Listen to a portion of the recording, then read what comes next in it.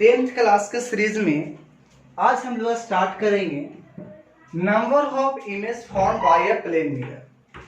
Plane mirror के द्वारा जैसे दो प्लेन मिरर यहां पर रहेंगे, इस प्रकार से दो प्लेन मिरर हम यहां पर लिए और इस दो प्लेन मिरर को कुछ एंगल से इंक्लाइंड कर दिए। अब जूम थीटा एंगल होगा तो इतना पर ये इंक्लाइंड है और इसके बीच में कहीं भी ऑब्जेक्ट है, तो इस ऑब्जेक्ट का कितना इमेज बन सकता है टोटल दोनों मिलाने से, आज उसी के बारे में डिस्कस करनी है। तो कुछ रूल्स होंगे, उस रूल्स को अगर फॉलो किया जाए तो हम आसानी से बता सकेंगे।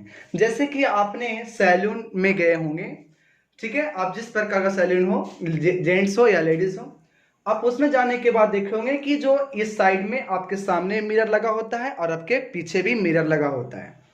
उस केस में अपना इमेज आप देखोगे तो बहुत ज्यादा इमेज बनता होगा।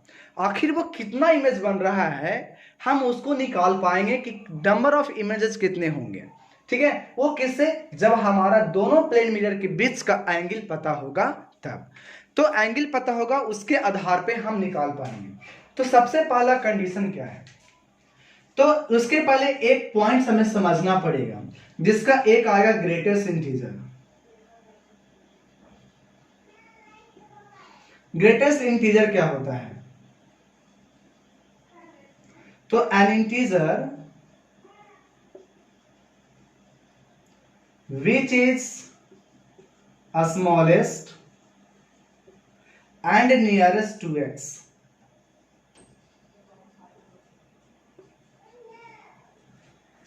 known as greatest integer of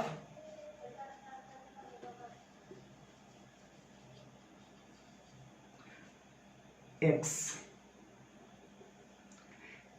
इस पॉइंट को जानना पड़ेगा इसमें और तब हम लोग यहां पर बना पाएंगे, ठीक है। Which is denoted by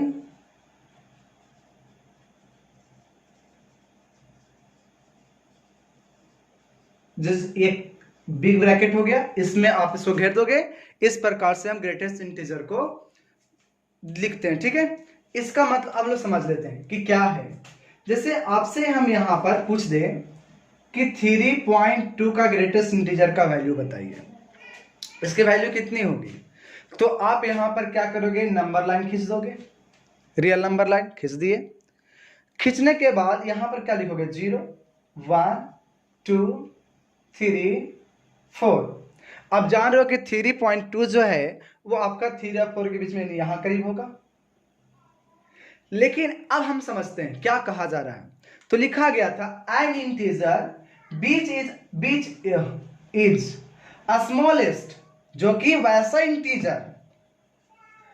integer जो स्मॉलेस्ट होगा, किसको से, एक्स से।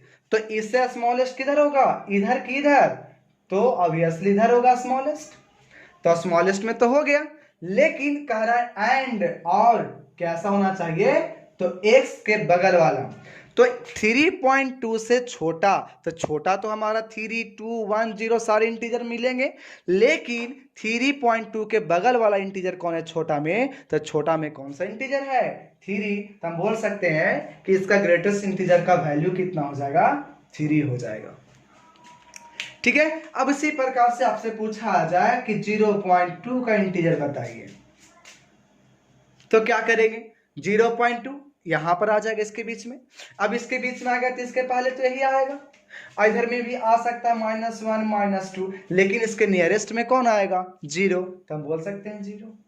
लेकिन आपसे अगर पूछा जाए -0.39 का बताइए,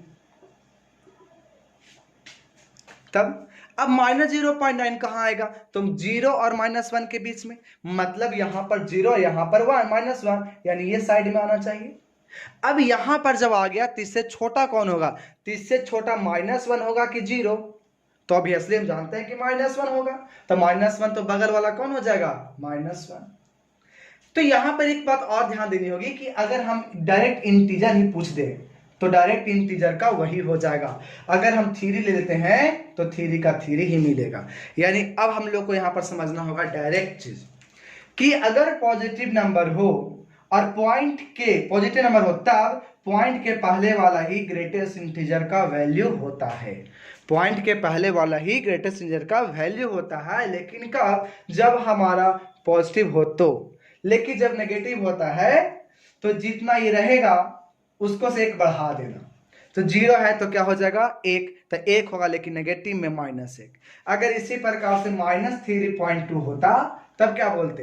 तो 3 है ना, 1 बढ़ा दो तो कितना हो जाएगा? 4, और 4 होगा नहीं -4 आ जाएगा, -4। तो ग्रेटेस्ट इंटीजर ये हो जाएगा। और जब आपका डायरेक्ट इंटीजर ही हो तो इस पर कोई प्रभाव नहीं पड़ता, इंटीजर का इंटीजर ही होता है। तो ये था ग्रेटेस्ट इंटीजर। तो जैसे ग्रेटेस्ट इंटीजर हो गया तब इसी का हम यूज करेंगे इस वाले थ्योरी में, ठीक है। तो ग्रेटेस्ट इंटीजर क्लियर हो गया। तो देखिए सबसे पहले क्या करना, फर्स्ट ऑफ ऑल निकालने के लिए 360/थीटा से डिवाइड करना है। ये करने के बाद अब क्या करना है? तो यहां से दो संख्या बनेगा क्योंकि इंटीजर में ही आएगा। या तो आपका इवन नंबर आएगा और या तो आपको ऑड नंबर आएगा, ठीक है। इसको करने के बाद या तो इवन नंबर आएगा या तो ऑड नंबर आएगा। और ये हम ऑब्जेक्ट कब के लिए ले रहे हैं? जब ये वाले ऑब्जेक्ट एंगल बाइसेक्टर पर ना हो। एंगल बाइसेक्टर किसे कहते हैं? तो वैसा बीच में लाइन, वही ऐसा लाइन होगा जो इसको, इस वाले एंगल को बराबर बराबर में बांटते। जैसे अगर 60 डिग्री होता तो 30 इधर और 30 इधर होता, तो वैसे को हम बोलते हैं एंगल बाइसेक्टर। तो जब यहां पर बोल सकते हैं not lying on angle bisector.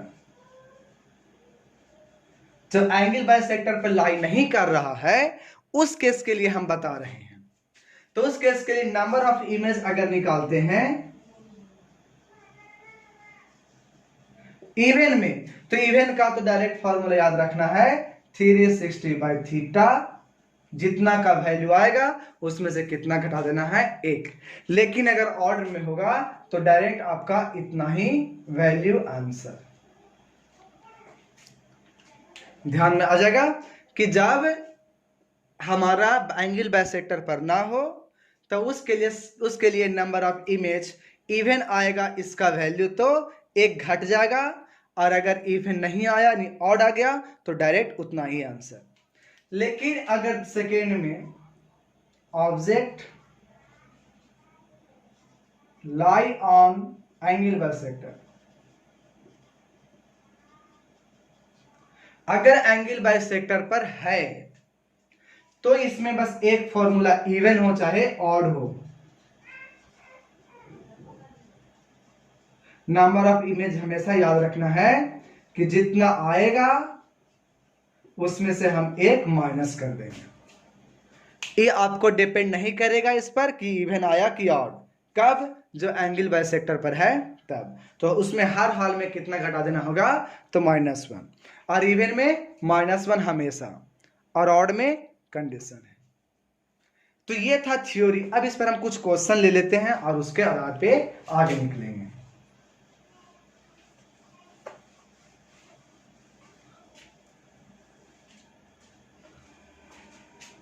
Question number 1, example बनाइए। क्वेश्चन है, यहां पर ये है आपका मिरर और इसके बीच का एंगल मान लेते हैं 30 डिग्री, और ऑब्जेक्ट हम यहां पर ले लिए। पूछा जा रहा है कितना इमेज बनेगा। तो देखिए ये तो आपका एंगल बाइसेक्टर पर नहीं है तो हमें ऑड इवन देखना पड़ेगा।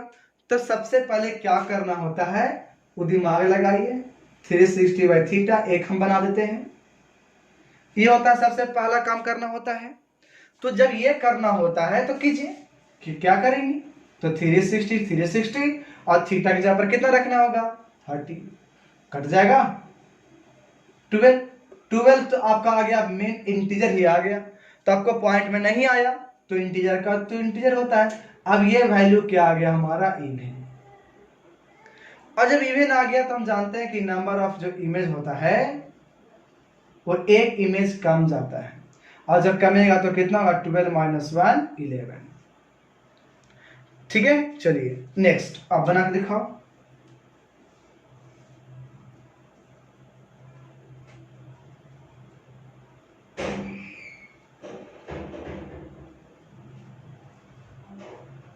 ये ऑब्जेक्ट है, इसका क्वेश्चन बनाओ। क्वेश्चन जो कर रहे हैं उसमें कुछ क्वेश्चंस बनाइए। थर्ड क्वेश्चन है, मान लेते हैं कि यहां पर 75 डिग्री है और आपका जो ऑब्जेक्ट रखा गया है वो यहां पर है, तो बताइए इसमें नंबर ऑफ इमेज कितना होगा। फोर्थ में आपका ये 90 डिग्री का है और इसका भी एंगल बाइसेक्टर पर भी ऑब्जेक्ट है, तो इसमें बताइए नंबर ऑफ इमेज कितना होगा।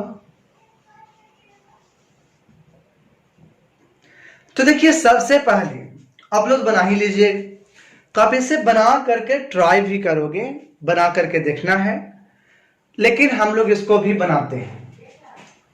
आपको जो सेकेंड क्वेश्चन है आप उसको खुद से कर लोगे, ठीक है, हमें पता है। पहली बात क्या करना होता है, 360 से डिवाइड करना होता है।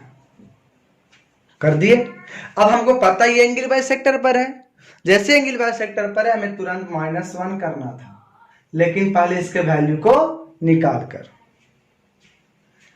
अगर हम इसको डिवाइड करें, काटे 15 बचे, 15 से काटते हैं तो 300 कट जाता, कितने बार में, 20 बार में, और ये 15 चौके होता है, नहीं 20 और 4 24 आ जाता, और ये नहीं काटता तो 4 दशमलव आता।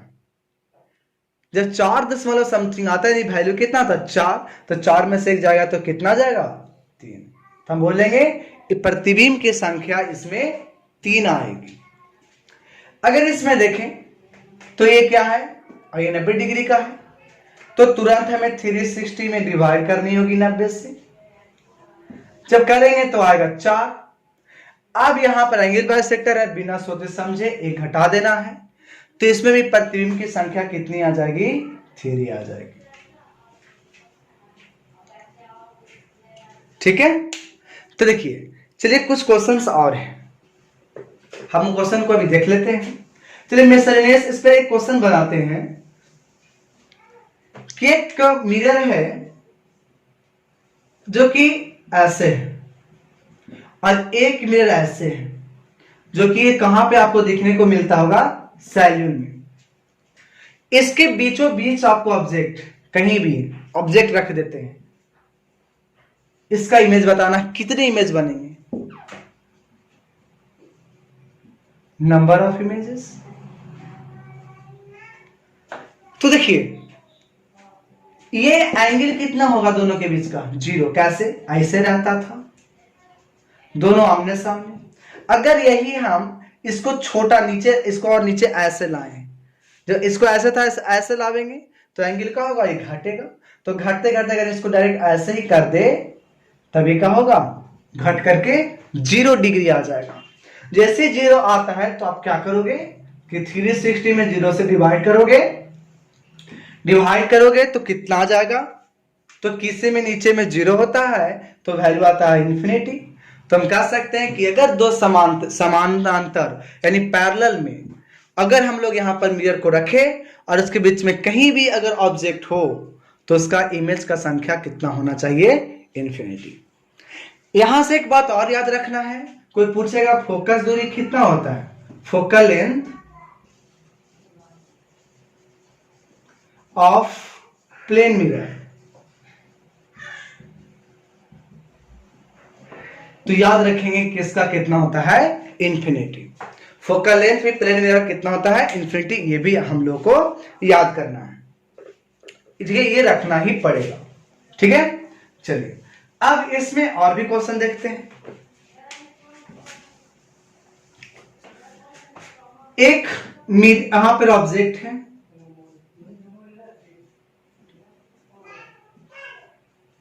फाइव मीटर पर सेकेंड से जा रहा है, और एक इधर आ रहा है, कौन, मिरर 3 मीटर पर सेकेंड से। आपसे पूछा जा रहा है कि फाइंड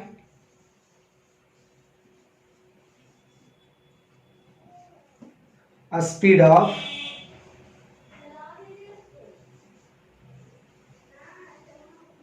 इमेज।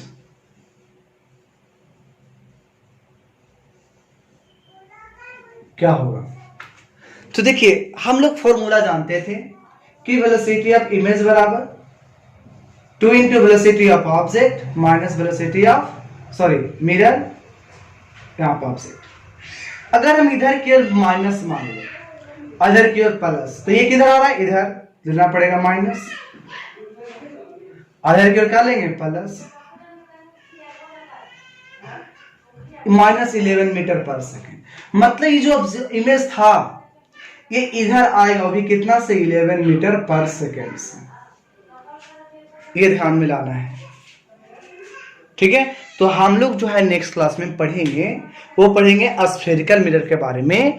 और यहां से आप लोग को बोर्ड लेवल स्टार्ट हो जाता है। जो सीबीएसई वाले बच्चे हैं या तो बिहार बोर्ड का जो भी हो, जो भी इसको देखेंगे वो स्फेरिकल मिरर हम लोग नेक्स्ट क्लास से स्टार्ट करने वाले हैं, ठीक है। Thank you.